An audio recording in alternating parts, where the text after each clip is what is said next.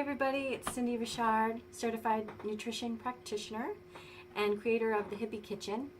I'm here today because I'm going to talk a little bit about chronic symptoms or chronic illnesses. So what does it mean when I say chronic symptoms?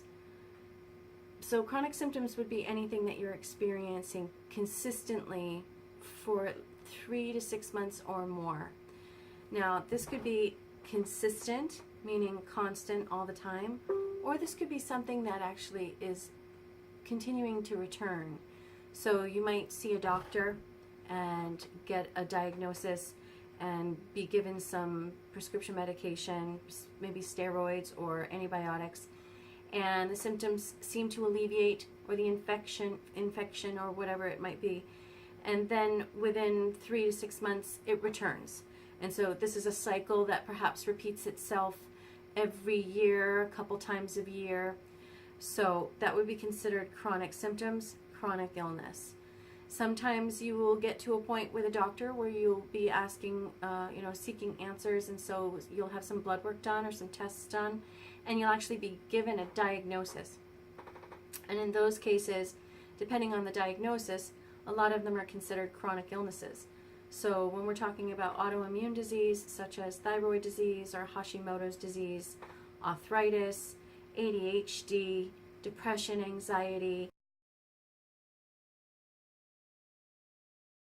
things that are given names or labels, diagnoses that have symptoms that are chronic and unrelenting, and therefore you're seeking medication or solutions to these problems.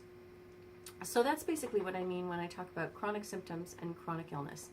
And so what is it that we need to be doing differently when it comes to this situation, chronic illness? Systematic way in how we work when it comes to our health is we find ourselves not feeling well, or we find ourselves having symptoms, and so automatically the first thing we do, right, is we go to see a doctor. And a lot of times what will play out is exactly what I just stated. So you'll have some tests done, you'll get a label or a diagnosis of what your symptoms are called or considered, categorized as, and then you're told about a pill or a method of treatment for such illness, whatever it may be.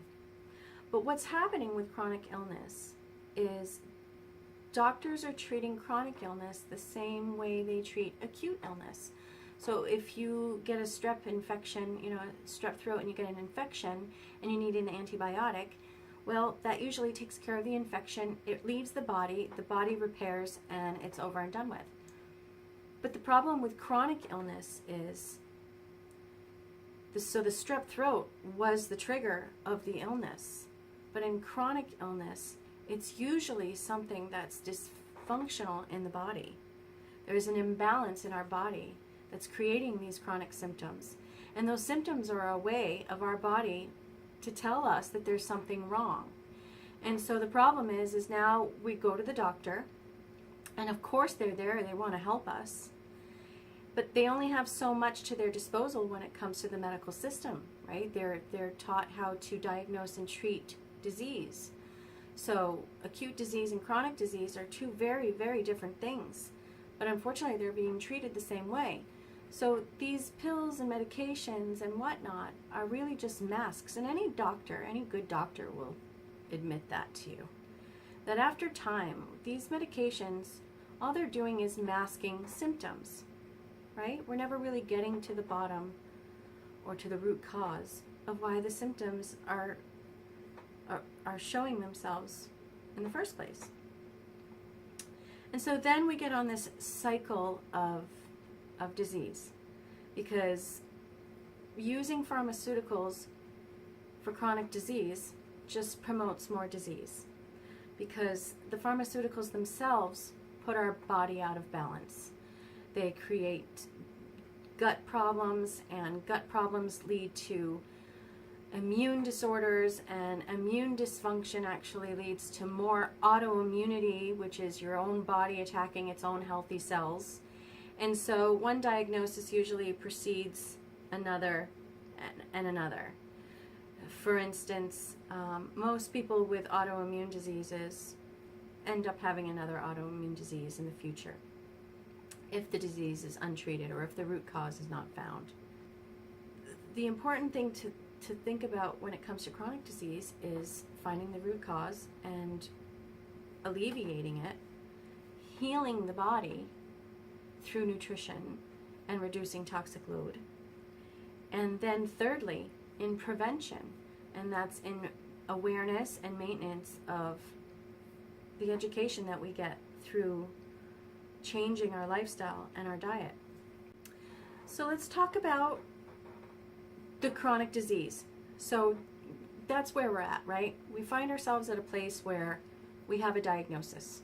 We have chronic sinusitis, which means we have chronic sinus infections, or we have massive eczema on a consistent basis, or we have constant depression or anxiety.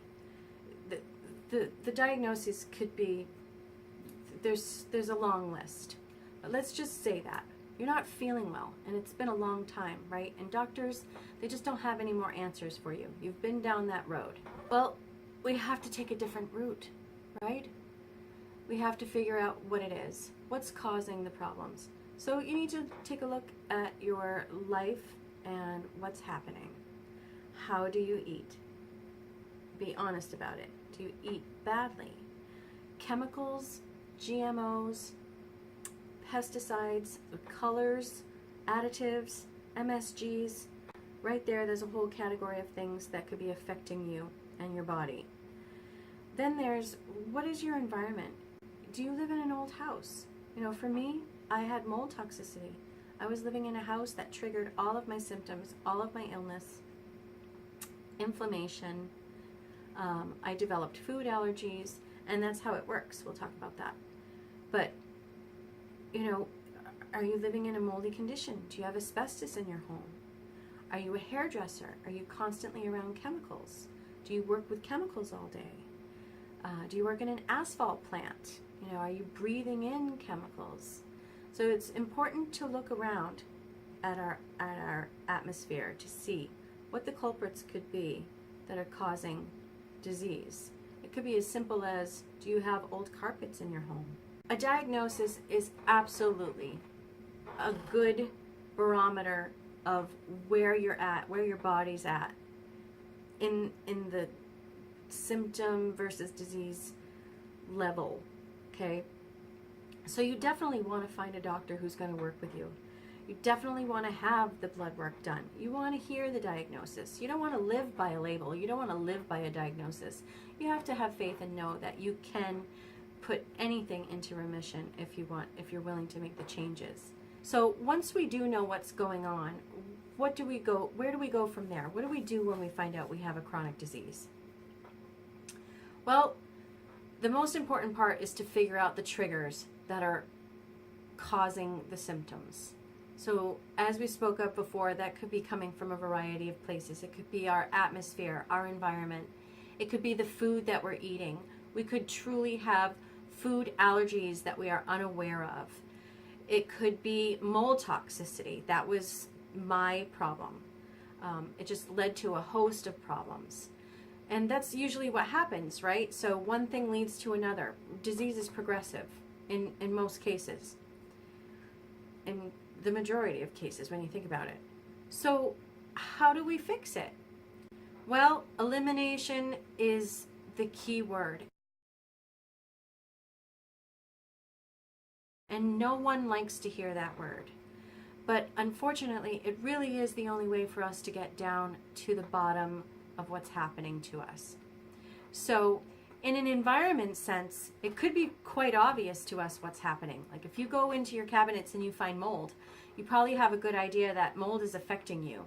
But if that's not the case, you know, you live in a brand new house and you just don't know what's going on, it truly could be because you're having food issues. Amongst other things, have you been taking too many antibiotics? Have you been on a consistent medication for a long period of time. Pharmaceuticals are terrible for our systems. And so what actually happens in all of these cases, and what leads to autoimmunity, and anyone who finds them in a position of autoimmune disease, regardless of what it is, we all need to take a look at our gut. So what happens is any toxins that affect our systems, the environment, the food, the chemicals, all of the things, the pharmaceuticals, all of the things that we've talked about, affect our gut, our digestive system.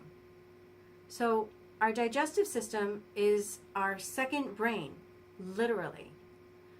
And so what we eat, good for us or bad for us, whatever we eat goes through our system, gets processed with enzymes, and gets broken down in our stomach, and then it goes into our intestines.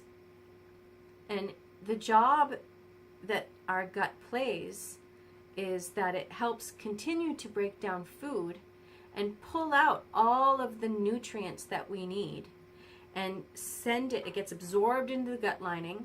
Okay, there's these little cells in our gut lining that sift through all of this food and nutrients, and they pull all of the nutrients and the vitamins and the minerals, and they send them to our body's organs and cells all over our body in order to function properly.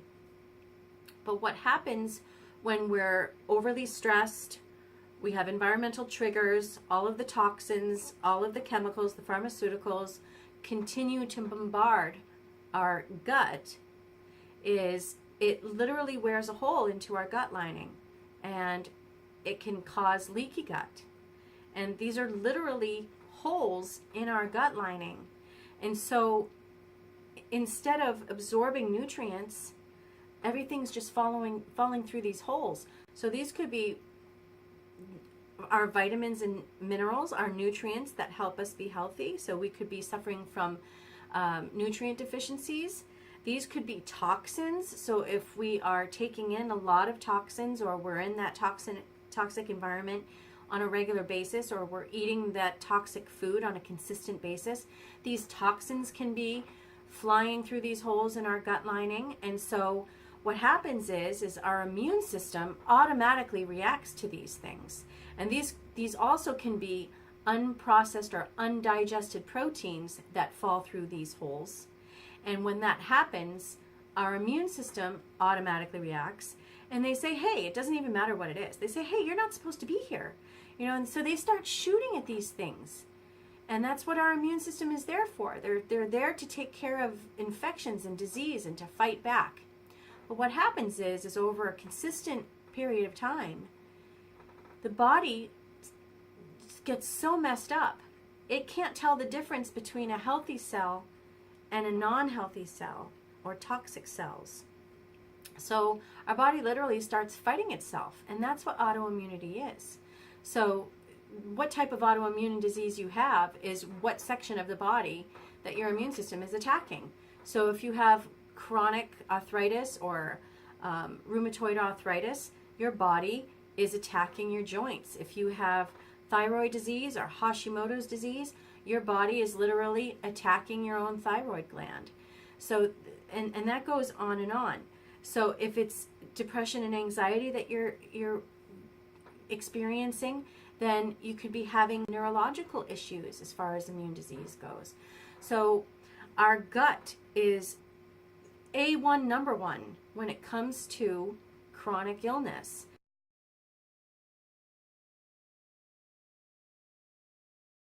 And so also our gut, it might not be leaky gut, but it might be candida, which is the overgrowth of bacteria.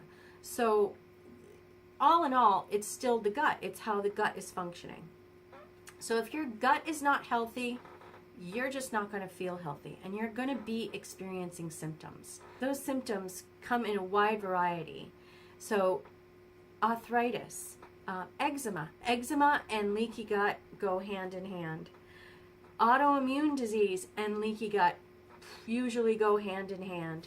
And so it's very important for us to not only find the triggers, by elimination, figuring out what those triggers are. And trust me, once you know what those triggers are, it's so much easier to move forward. Figuring out what the triggers are is the hardest part, and I'm not going to say that it's easy. It's not. But it's worth it. So how do we heal our gut? Well, we do the elimination. And by eating a certain diet and taking out certain foods, we allow our body to heal. So we can actually heal our gut. So there's a lot of foods that are terribly inflammatory to our bodies, and processed foods is absolutely one of them. We've talked about the GMOs. We've talked about many, many things. But there are a couple culprits that are even worse. And unfortunately for us, they're the ones that we really love. And the studies have shown, and it usually is the case, and it was true in my case too, that what you're sensitive to or what your triggers might be is usually what you love the most. So the biggest culprits out there are gluten and dairy, soy, corn, eggs, nuts, and shellfish. Shellfish is usually pretty known right away, but the others not so much. You could have a gluten sensitivity, not necessarily be a celiac disease, and never know that that is what's causing your problems. You could have a major sensitivity, as I do. I have an actual allergy now to dairy. If I eat anything with a milk protein in it, I break out in terrible rashes. But that came from the mold toxicity, because cheese is mold. So my body doesn't know the difference anymore. So when my body was being overloaded with mold, even after I got myself out of that situation, when I would eat cheese, so I was miserable because I was eating cheese the whole time. I was living in mold, and I was so miserable not knowing what was happening to me.